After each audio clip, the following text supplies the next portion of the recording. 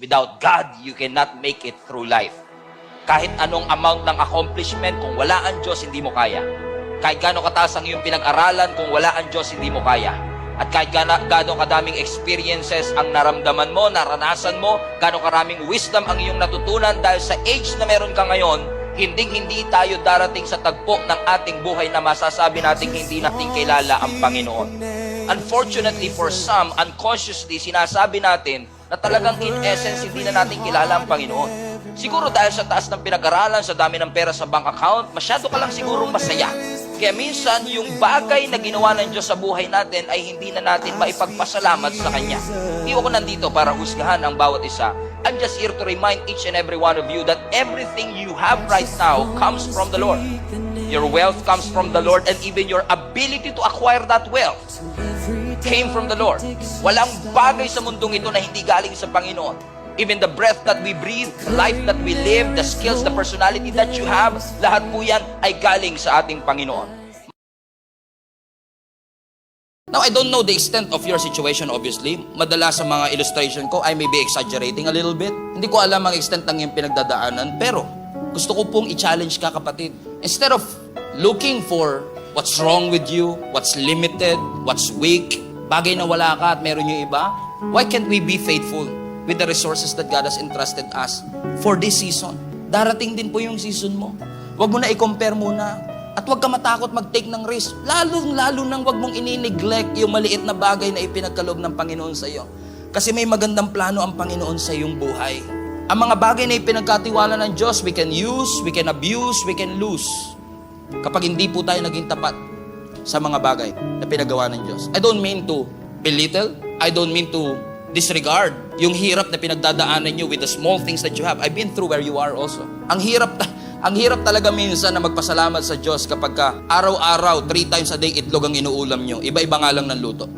Mahirap talaga. Pero the moment na nakita po ng Diyos yung faithfulness mo sa mga bagay na maliit, hindi pinahalagaan ng iba, na-appreciate mo. Mga bagay na sa tingin ng iba walang future, pero nakita mo yung potential. And when God sees your faithfulness, at nagtagpo yung faithfulness mo sa faithfulness ng Diyos, sabog talaga buhay mo niyan. Sigurado. Just remain faithful with what you have. Do not minimize what God wants to multiply in your life. God is not a God who thinks small. Ang Diyos, malaki. At ang plano niya sa iyo, malaki. At kapag nagpakita ang Diyos sa iyong sitwasyon, sinisiguro ko po sa iyo ang miracle mangyayari sa iyong buhay. Hindi ko sinasabing lahat ng Kristiyano yayaman. Hindi yan ang pinangako ng Panginoon. Pero ang sinasabi ko lang, mga kapatid, na hanggat kailangan mo at hanggat may provision ng Panginoon, hanggat may pananampalataya ka to receive, I believe you will receive. Huwag tayo magkaroon ng limited, restricted, small mindset.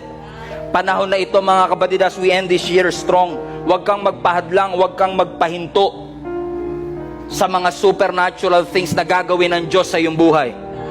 Kasi ang pangako niya, ang pangako ng Lord, Psalms 23 verse 1, dahil si Lord ang aking shepherd, hindi niya ako pagkukulangin.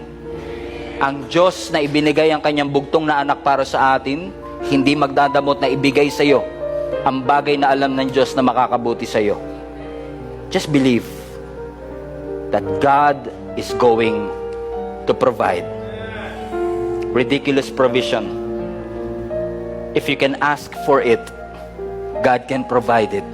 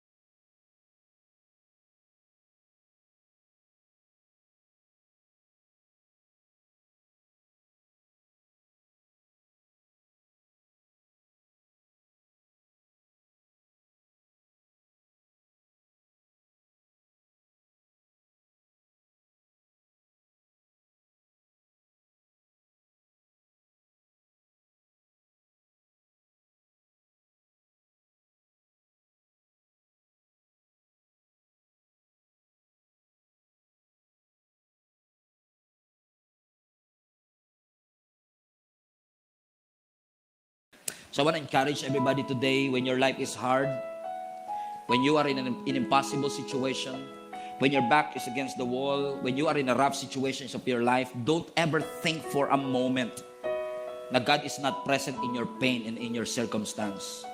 In fact, yung promotion minsan nakapackage sa suffering. Yung promotion minsan nakapackage sa pain. Yung next level minsan nakapackage sa setback. So I want to encourage you today with these 3 beautiful words. Don't give up. Don't give. Sabi mo sa katabi mo, don't give up. When you're in the middle of the storm, pakiramdam mo ang kaaway, laging nananalo, don't give up.